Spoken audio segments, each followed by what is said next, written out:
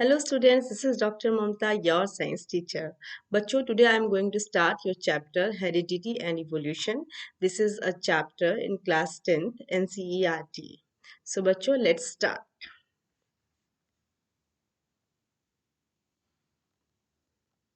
हाँ जी बच्चों, your chapter is heredity and evolution.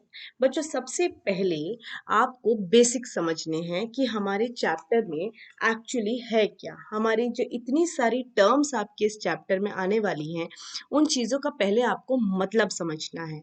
फिर उसके बाद मैं आपको बताऊंगी कि एक्चुअली क्या क्या हेरिडिटी एंड इवोल्यूशन के अंदर है। ठीक है बच्चों। तो बच्चों, हम हेरिडिटी एंड इवोल्यूशन में सबसे पहले जो हमारा सबसे पहला वर्ड है हेरिडिटी, हमें इसका मीनिंग समझना है। What is heredity?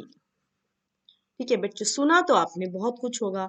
बच्चों आपने देखा होगा कि जो आपके कैरेक्टर्स होते हैं, for example your eyes, your nose, ठीक है, योर लिप्स, काफी कुछ आपके पेरेंट्स से रिजेंबल करते हैं। ठीक है, काफी कुछ आपके पेरेंट्स से रिजेंबल करते हैं। और कुछ बच्चों की कुछ चीजें, इवन बिहेवियर ऑल्सो, अपने दादा दादी, नाना नानी, उनसे भी रिजेंबल करता है। तो ऐसा क्यों होता है? आपने तो बच्चों, ऋतिक रोशन तो आप सबके फेवरेट होंगे, तो आपने देखा होगा कि वो अपने फादर राकेश रोशन से कितना मैच करते हैं। और अगर हम अच्छे से देखें तो उनकी आईज कितनी मैच करती है, स्किन कलर भी कितना मैच करता है। तो बच्चा ये रिजेम्बलेंस किस लिए है, ये रिजेम्बलेंस कहाँ से आई? ठीक है, इसी इसी की वजह से अब हम पढ़ने जा रहे हैं योर टॉपिक हेरिडिटी। ठीक है, तो अब आप अगर हेरिडिटी को डिफाइन करने चले कि मैम हेरिडिटी क्या होता है। हेरिडिटी क्या होता है बच्चों, आप सोचिए कि जो बच्चे के आईज, नोज, लिप्स अपने पेरेंट्स से या दादा दादी, नाना नानी से रिजेंबल कर रहे हैं, तब कुछ तो वो अपने पेरेंट्स से लेके आ रहे हैं, तभी तो वो पेरेंट्स जैसा दिखाई दे रहे हैं। ठीक है, so this is a passing of the physical और मेंटल कैरेक्टरिस्टिक। ठीक है बेटा, कैरेक्टरिस्टिक कोई भी हो सकते हैं, फिजिकल भी हो सकते हैं, जिसमें कि आपके आईज, नोज, स्किन कलर आ जाएंगे, एंड मेंटल भी। मेंटल के अंदर आपका बिहेवियर भी आ जाएगा, बिहेवियर आ जाएगा कि आपका आईक्यू आ जाएगा। ये सब चीजें बच्चों हेरिडिटी के अंतर्गत आती है।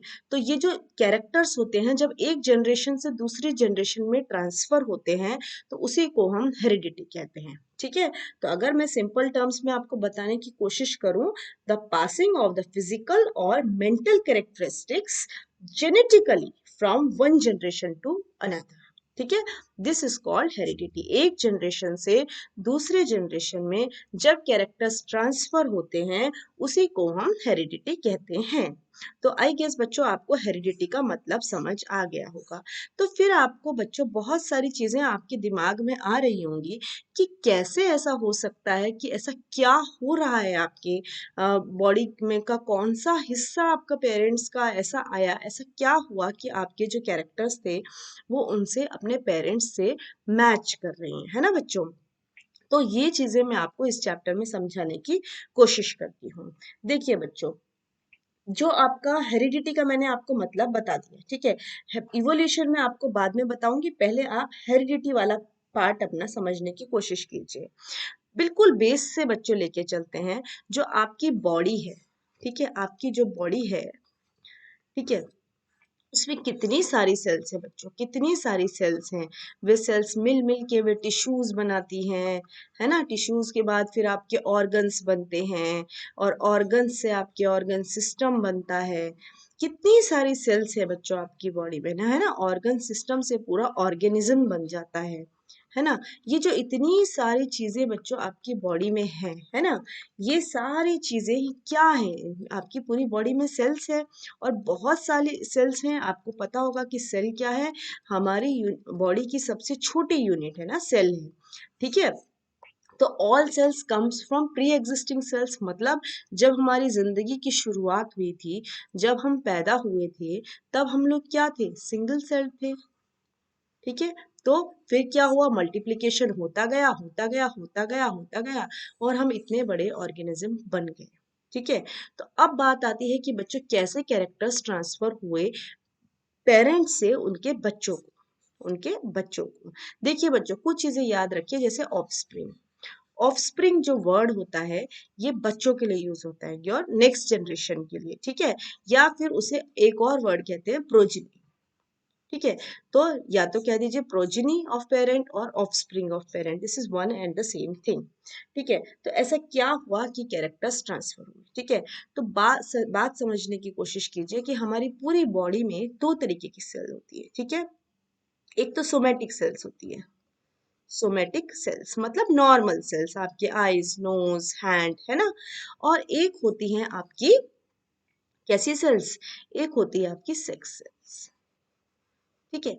अब क्या होता है बच्चों, हमारी पूरी बॉडी जो है, हमारी पूरी बॉडी में, हमारी बॉडी के साथ साथ ही मैं औरों के बारे में बताती हूँ कि हर एक ऑर्गेनिज्म के एक डेफिनेट नंबर ऑफ क्रोमोसोम्स होते हैं, वो पेयर्स में होते हैं, ठीक है। Pairs of chromosomes, chromosomes word आपने समझने की मैं अभी आपको कोशिश करती हूँ कि क्रोमोसोम क्या होते हैं, अभी बताती हूँ। तो हमारी बॉडी बेटा क्रोमोसोम्स से बनी होती है, और हमारी बॉडी में 23 पेयर्स ऑफ क्रोमोसोम्स होते हैं, 23 पेयर्स ऑफ क्रोमोसोम्स होते हैं। अब आप बोलेंगे कि मैम ये क्रोमोसोम्स होते कहाँ हैं, बेटा जो हमारी सेल है, ठीक है, एक सेल निकालिए, ठीक है। सेल के बीच में एक चीज होती है न्यूक्लियस, काफी प्रोमिनेंट होती है, माइक्रोस्कोप में वो आप इजीली देख भी सकते हैं, कैरियोटाइपिंग की जाती है जब न्यूक्लियस की स्टडी की जाती है प्रॉपर। हाँ जी बच्चों, तो सेल के बिल्कुल बीच में न्यूक्लियस होता है, और न्यूक्लियस के अंदर बच्चों क्रोमोसोम होते हैं, ध्यान से सुनिएगा बच्चों, न्यूक्लियस के अंदर क्या होते हैं, क्रोमोसोम्स होते हैं, ठीक है। और आपके क्रोमोसोम के अंदर जीन्स होती हैं, ठीक है, छोटी छोटी जीन्स होती हैं, और जीन हमारे डीएनए के छोटे छोटे सेगमेंट से बनती है, ठीक है। तो अब डीएनए के अंदर क्या है, तो वो आपके लिए बहुत ज्यादा हो जाएगा। तो मैं सिर्फ इतना बताना चाहती हूँ कि आपकी सेल के अंदर एक न्यूक्लियस है, न्यूक्लियस के अंदर क्रोमोसोम होते हैं, ऐसे थ्रेड लाइक होते हैं बच्चों, ठीक है। क्रोमोसोम्स होते हैं, क्रोमोसोम्स में आपकी जीन्स होती है, एंड जीन्स के अंदर आपके छोटे छोटे डीएनए के सेगमेंट्स होते हैं, ठीक है।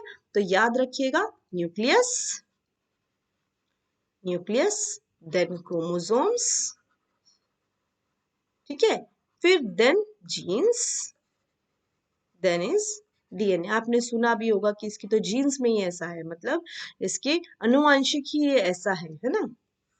चलिए, तो ये मैंने आपको थोड़ा बेसिक समझाने की कोशिश करी। हाँ जी, तो बेटा हम बात कर रहे थे कि जो हमारी दो तरीके की सेल्स होती हैं, हाँ मैं उससे पहले आपको बता रही थी कि हमारे 23 पेयर्स ऑफ क्रोमोसोम्स होते हैं, 23 पेयर्स ऑफ क्रोमोसोम्स। बेटा ध्यान से सुनिएगा, आपको एक एक फैक्ट आपका जेनेटिक्स का क्लियर हो जाएगा। 23 पेयर ऑफ क्रोमोसोम में बच्चों 22 पेयर्स, ध्यान से सुनिए, 22 पेयर्स ऑटोसोम्स होते हैं। ऑटोसोम्स मतलब जो नॉर्मल होते हैं, मतलब आपके आईज, नोज, ईयर, आपकी जो नॉर्मल कैरेक्टर्स हैं, ठीक है, वे 22 पेयर्स होते हैं। और एक पेयर आपका सेक्स क्रोमोसोम्स का, one pair of sex chromosomes, ठीक है। तो ये जो सेक्स क्रोमोसोम है, ये ही आप जो आपकी नेक्स्ट जनरेशन होती है उसमें जाते हैं। तो उस एक पेयर में क्या होगा, जैसे आपने सुना भी होगा कि मदर के एक्स एक्स क्रोमोसोम्स होते हैं और फादर के एक्स वाई होते हैं, ठीक है। तो ये वन पेयर मदर का हो गया एक्स एक्स, और ये one pair X Y father का हो गया, ठीक है। तो बस इतना याद रखिए कि हमारी बॉडी में 23, केवल ह्यूमन बॉडी की बात हो रही है बेटा, हर ऑर्गेनिजम्स के अलग अलग पेयरिंग होती है, किसी के ज्यादा होते हैं, किसी के कम होते हैं। Same thing is with plants, plants में भी नंबर ऑफ क्रोमोसोम्स होते हैं।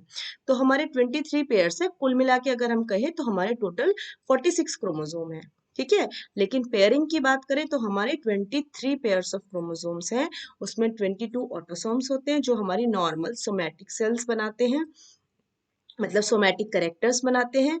और जो हमारे one pair of sex chromosomes होते हैं, ये क्या होते हैं, ये वन पेयर होते हैं, ठीक है। अभी इन्हीं से ही फर्दर आपकी चीजें आपको अब समझ आने वाली है, ठीक है। तो आपको न्यूक्लियस, क्रोमोसोम्स, जीन्स, डीएनए, ये सब चीजें आपको समझ आनी चाहिए, ठीक है। तो अगर आपको कहें कि बच्चा जीन को डिफाइन कीजिए, व्हाट इज जीन, तो आप बोलिए कि gene is just a unit of heredity, ठीक है, ये एक हेरिडिटी की यूनिट है, चलिए, तो बच्चों अब मैं आपको, अब मेरे को लगता है कि आपको कुछ छोटी छोटी बातें समझ आ गई हैं कि हमारी सेल्स के अंदर न्यूक्लियस होता है, न्यूक्लियस के अंदर थ्रेड लाइक स्ट्रक्चर क्रोमोसोम्स होते हैं, क्रोमोसोम्स के अंदर जीन्स होती हैं और जीन्स के अंदर आपके डीएनए के सेगमेंट होते हैं। डीएनए भी बेटा हमारे बेसिस से एंड बहुत सारी चीजें होती हैं, ये आपको समझ नहीं आएगा अभी। चलिए बच्चों, चलिए अब मैं आपको आगे समझाने की कोशिश करती हूँ। अभी आपको हेरिडिटी समझ आ गया। हेरिडिटी क्या था? पासिंग ऑन योर फिजिकल और mental characters genetically from one generation to another.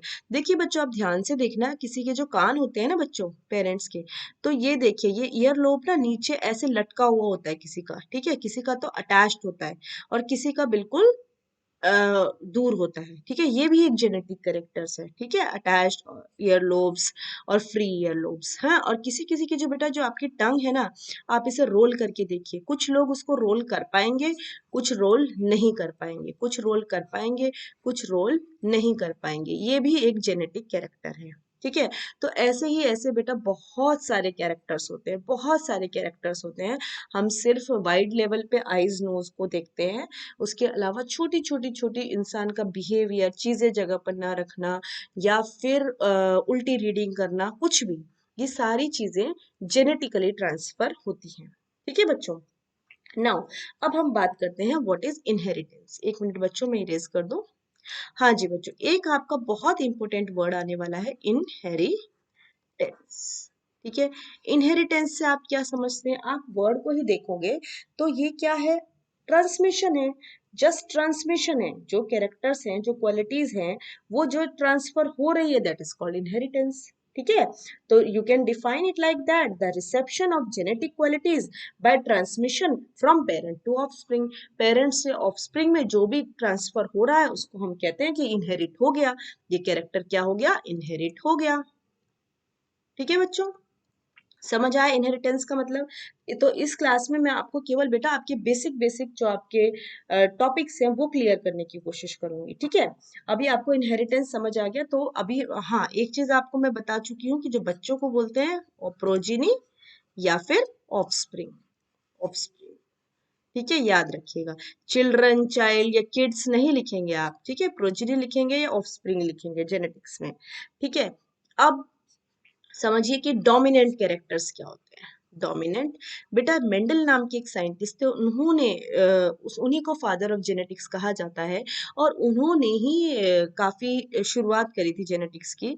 और उन्होंने ही जो आपका पी प्लांट है, जिसे हम पाइसम सटाइवम बोलते हैं जेनेटिक्स में, उस पे उन्होंने अपनी स्टडी की थी, कंट्रास्टिंग कैरेक्टर्स लिए थे।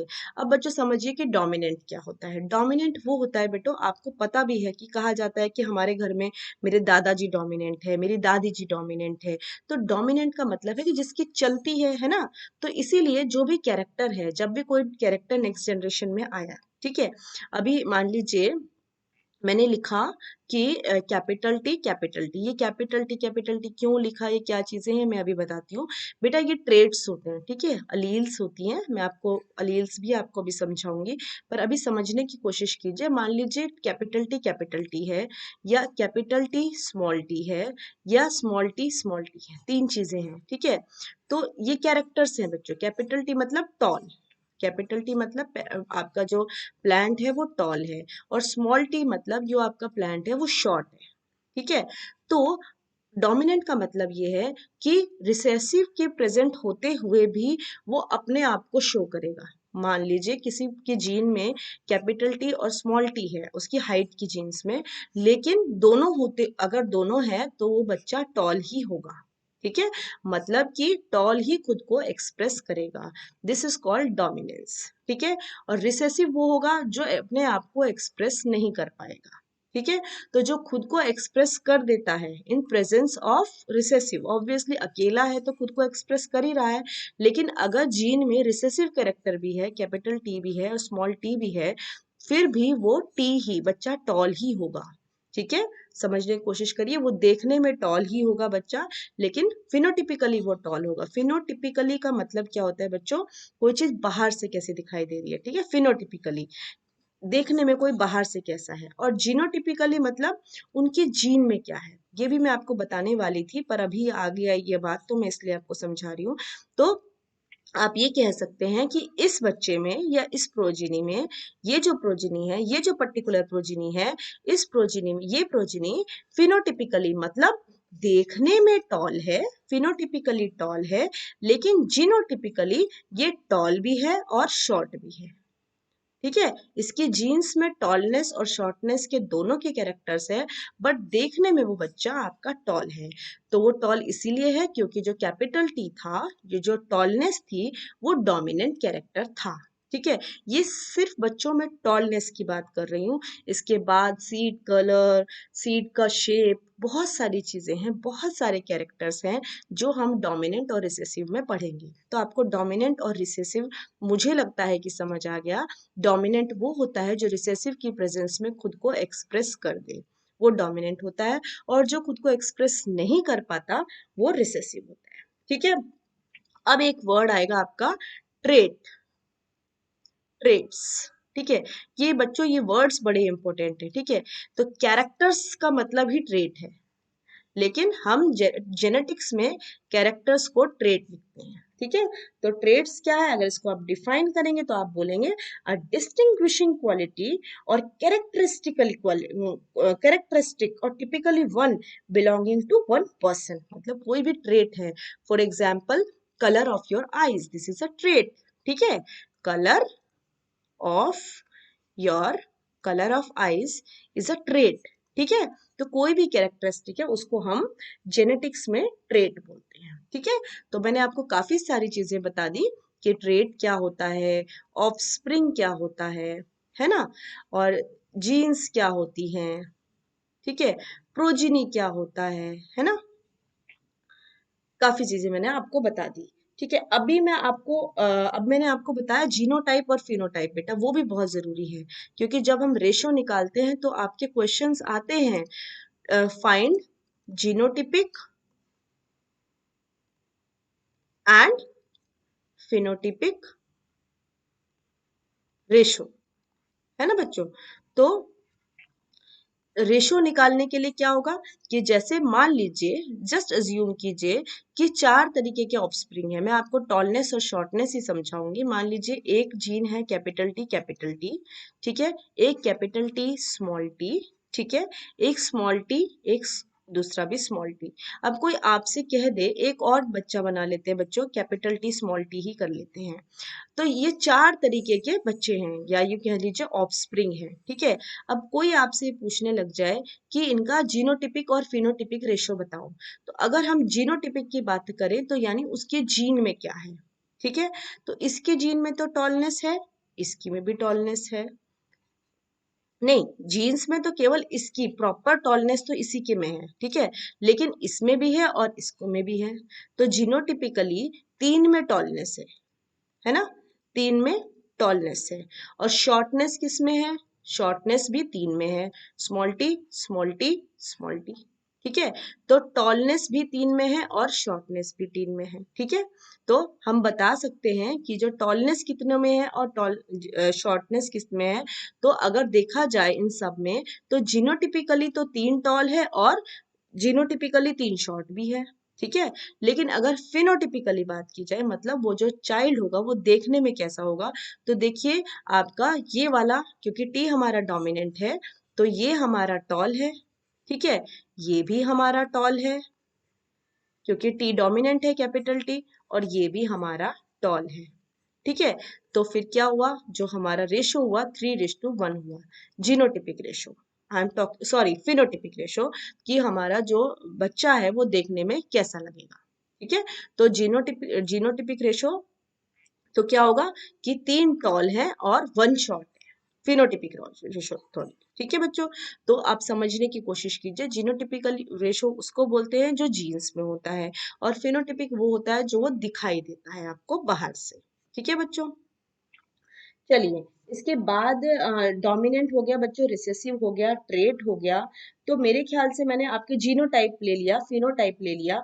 अभी मैं आपको एक दो चीजें और छोटी छोटी बता देती हूँ, फिर हम, मेरे ख्याल से आपका जो बेसिक्स वाला पार्ट है वो कंप्लीट हो जाएगा। गमीट्स, गमीट्स क्या होते हैं बेटा, देखो पहले तो मैं आपको इनके नाम बता देती हूँ। ठीक है, गैमीट्स क्या होते हैं बेटा, वही तो होते हैं जो these are the you can say these are the haploid male और फीमेल germ cell, ठीक है, जिसे कि हम ओवम और स्पर्म भी कहते हैं, ठीक है, ओवम एंड स्पर्म, ठीक है, ये हैप्लॉइड होते हैं। अब हैप्लॉइड क्या होते हैं, बहुत बड़ी स्टोरी है बच्चों, ये मैं आपको मियोसिस माइटोसिस बहुत अच्छे से किसी और लेक्चर में लेने वाली हूँ। तो आप समझिए गैमीट्स क्या है, स्पर्म और ओवम हमारे गैमीट्स होते हैं, ठीक है, ये ही यूनाइट होके, गैमीट्स ही यूनाइट होके, ये एन है, ये एन है, हैप्लॉइड है, ये यूनाइट होके मतलब after fertilisation they will form zygote, ठीक है, after fertilisation they will form zygote, और फिर इसी जाइगोट से आगे जाके एम्ब्रियो बनता है, इसी से फीटस बनता है, ठीक है, और इसी से ही न्यूबॉर्न होता है, ठीक है। तो देखिए सबसे पहले जो गैमीट्स होते हैं, गैमीट्स हमारे ओवम और स्पर्म होते हैं, ठीक है। तो अगर हम इसको डिफाइन करें, तो हम इसको अच्छे से डिफाइन करें तो हम कह सकते हैं अ मैच्योर हैप्लॉइड मेल और फीमेल जर्म सेल, ठीक है, ओवम और स्पर्म को बेटा जर्म सेल भी बोलते हैं, जर्म सेल, ठीक है। तो हम फिर से बताती हूँ, अ मैच्योर हैप्लॉइड मेल और female germ cell which is able to unite with one another, uniting का प्रोसेस क्या होता है, fertilisation, able to unite with one another of the opposite sex in sexual reproduction to form a zygote, ठीक है।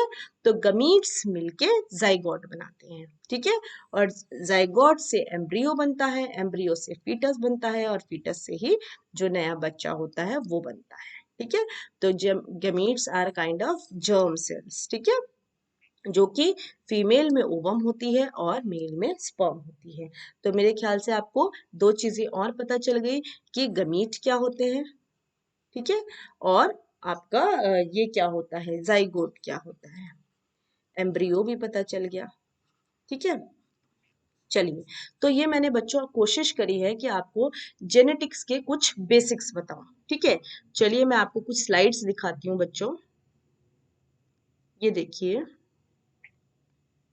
देखिए बच्चों, अब मैंने आपको काफी सारी चीजें बताने की कोशिश करी है, गेमीट्स क्या होता है, जाइगोट क्या होता है, जीनोटाइप क्या होता है, जेनेटिकली जो चीज है, फिनोटाइप क्या होता है जो आपको देखने में लग रहा है, ठीक है, फिर इनके रेशियोज वगैरह आएंगे बच्चों, ठीक है।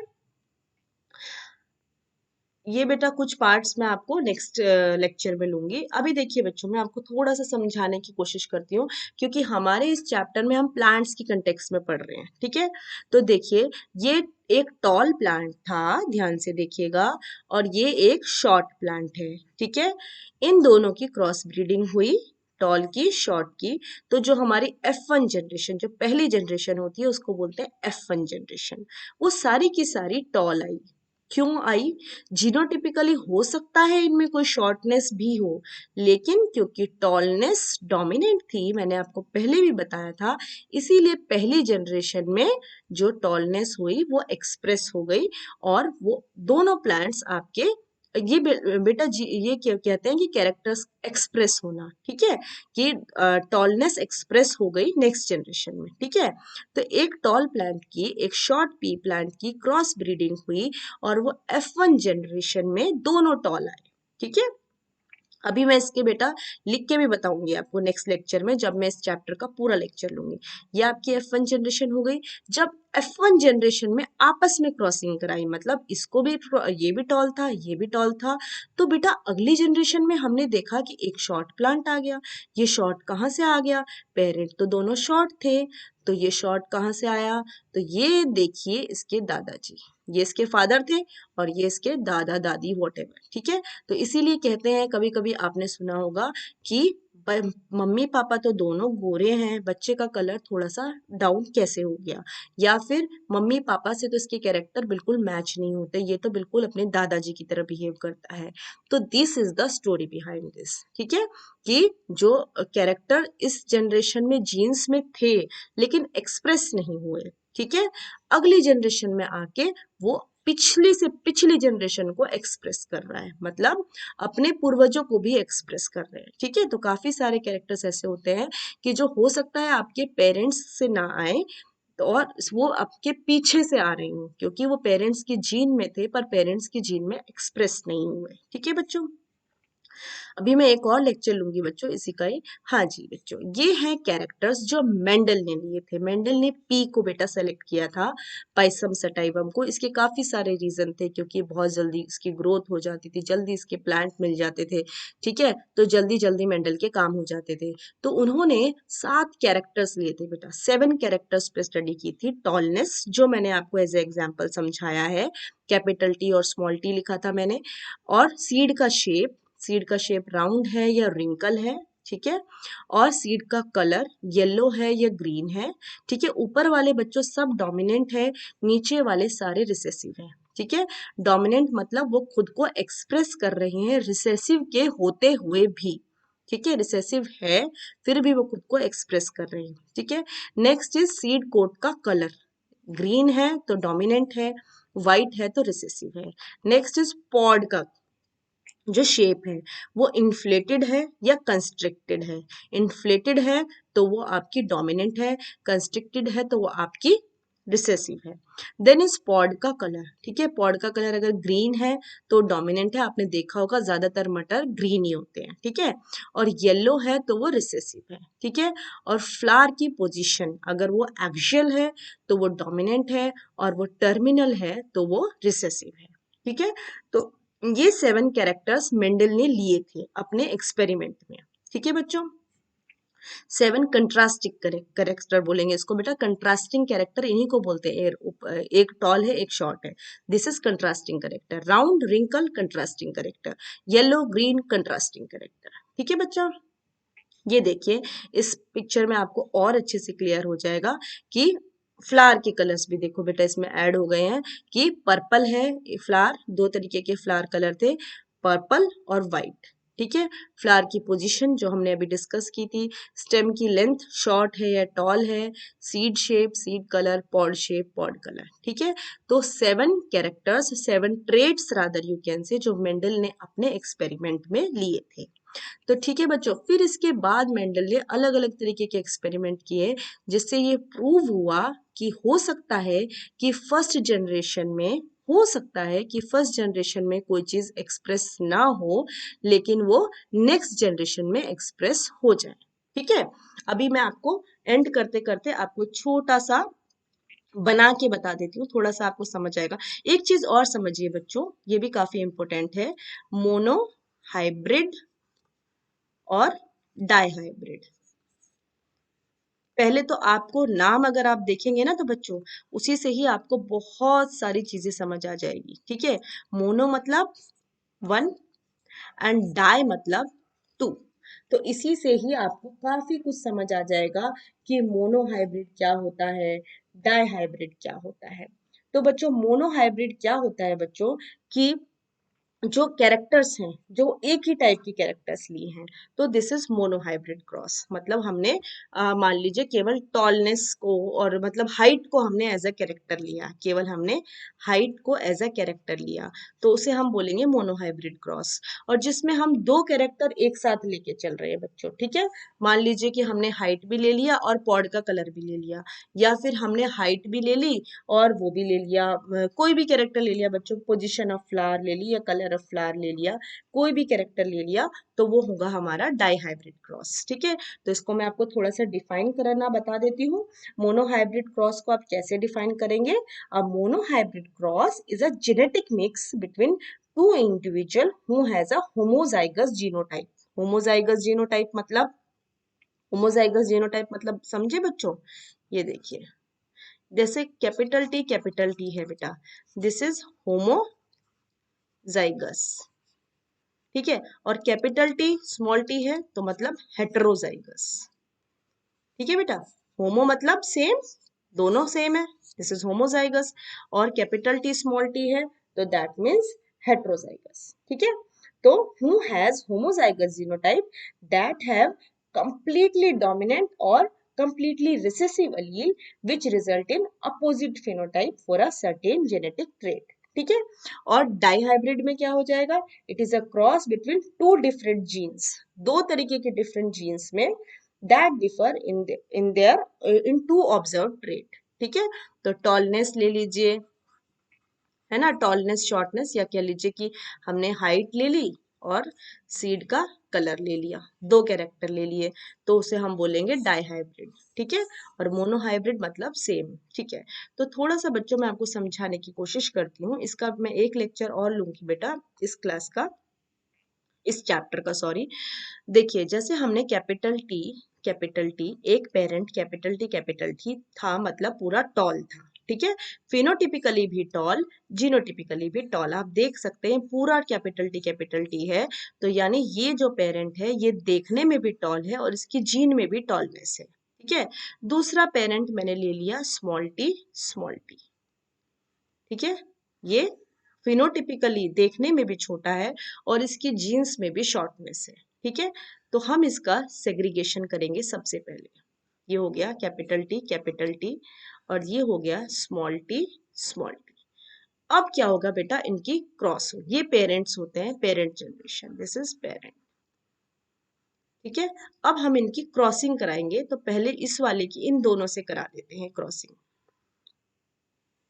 1 एंड इसी की ही हम सेकेंड वाले से करते हैं। तो हम देखते हैं ये हमारी बच्चा F1 जनरेशन आएगी, ठीक है। इससे अगली जनरेशन को हम F2 जनरेशन बोलेंगे। तो capital T small T, capital T small T, ठीक है। अभी इस वाले को हम इससे करेंगे और इसी वाले को हम इससे करेंगे, तो आप देखेंगे capital T small T, capital T small T. तो आप अगर ध्यान से देखें कि ये सारे के सारे फिनोटिपिकली मतलब देखने में टॉल है। टॉल क्यों है? क्योंकि जो कैपिटल टी था वो आपका डोमिनेंट ट्रेट था, जो आपका एक्सप्रेस हो रहा था। तो हमारी जो फर्स्ट जनरेशन आई, फर्स्ट जनरेशन में सारे के सारे प्लांट्स हमारे डोमिनेंट आए, मतलब टॉल आए, सॉरी। पहली जनरेशन में सब टॉल आए, ठीक है। नाउ अभी देखिए ये कैपिटल टी है, स्मॉल टी है, ये कैपिटल टी और स्मॉल टी है। हम दो को ले लेते हैं, दो प्लांट्स को, ठीक है। मैं इरेज कर रही हूँ बच्चों। हमने फर्स्ट जनरेशन में हमारी F1 जनरेशन आई थी, जिसमें कैपिटल टी स्मॉल टी आए थे। अब हम फर्स्ट जनरेशन के बीच में क्रॉस कराएंगे, ये आएगा आपका कैपिटल टी स्मॉल टी, ये बेटा मोनोहाइब्रिड क्रॉस है, कैपिटल टी स्मॉल टी, ठीक है। अब हम इनकी क्रॉसिंग कराएंगे बच्चों। तो अब देखिए आप, इनकी क्रॉसिंग होके क्या होता है बच्चों, कुछ लाइंस टेढ़ी हो जाती है बोर्ड की वजह से, तो आई गेस आप लोगों को समझ आ रहा होगा। I did a mistake, yes, इसको इससे करना था। एक मिनट बच्चों, मैं फिर से बना देती हूँ। Capital T small T, capital T small T, हम इनको सेग्रीगेट करेंगे पहले, capital T small T, capital T small T, ठीक है। ये बच्चों हमारी F1 जनरेशन आई थी। अब हम बात करने जा रहे हैं अपनी F2 जनरेशन की। इसकी पहले हम इन दोनों के साथ क्रॉस करवाते हैं। तो हमारा आता है कैपिटल टी, इसके साथ कराया तो कैपिटल टी, और ये कैपिटल टी, और यही वाला इसके साथ कराया स्मॉल टी, ठीक है। अब सेकेंड वाले को पकड़ते हैं। सेकेंड वाले को हमने इससे इसको कराया, तो फिर कैपिटल टी स्मॉल टी, और लास्ट में आया आपका स्मॉल टी, ठीक है। अब आप ये जो आपकी F2 जनरेशन आई है, उसमें देखिए ये आपका पूरा टॉल आया है, ये पूरा टॉल आया है, ये पूरा टॉल आया है, ये देखिए आपका चौथा प्लांट शॉर्ट हो गया, ठीक है, फिनोटिपिकली शॉर्ट हो गया, ठीक है। तो आप देखिए कि अगर इसका फिनोटिपिक रेशो दिखे तो हमारा क्या आया है, 3:1। फिनोटिपिक मतलब देखने में कैसा लग रहा है, तो 3 टॉल आए और 1 आपका शॉर्ट आया, ठीक है। तो ये रेशो क्या हो गया आपका, 3:1, ठीक है। तो आई गेस आपको समझ आ गया होगा। अब हमने कैपिटल टी पहले क्यों लिखा है, क्योंकि कैपिटल टी हमारा डोमिनेंट ट्रेट है। जो डोमिनेंट ट्रेट होता है उसको पहले लिखते हैं और जो रिसेसिव होता है उसको बाद में लिखते हैं। तो हमने देखा कि हमारी F1 जनरेशन में दोनों पेरेंट्स टॉल होते हुए, दोनों पेरेंट्स के टॉल होते हुए जो उनकी जनरेशन आई, उनके जो बच्चे आए, वो एक शॉर्ट आ गया, ठीक है। तो दिस इज जेनेटिक्स। जेनेटिक्स में ऐसा होता है कि जरूरी नहीं है कि जो बच्चे हों वो बिल्कुल पेरेंट्स जैसे हों, हो सकता है कि बिल्कुल देखने में या हाइट में पेरेंट्स जैसे बिल्कुल ना हो, क्योंकि जो जीन्स हैं वो ट्रैवल करती है, वो पिछली से पिछली जनरेशन वाली भी आपके अंदर आ सकती है, ठीक है बच्चों। इस लेक्चर के लिए बेटा इतना ही। अगर आपको मेरा लेक्चर अच्छा लगा है तो बच्चों please like, subscribe and share. Thank you बच्चों, बाय बाय।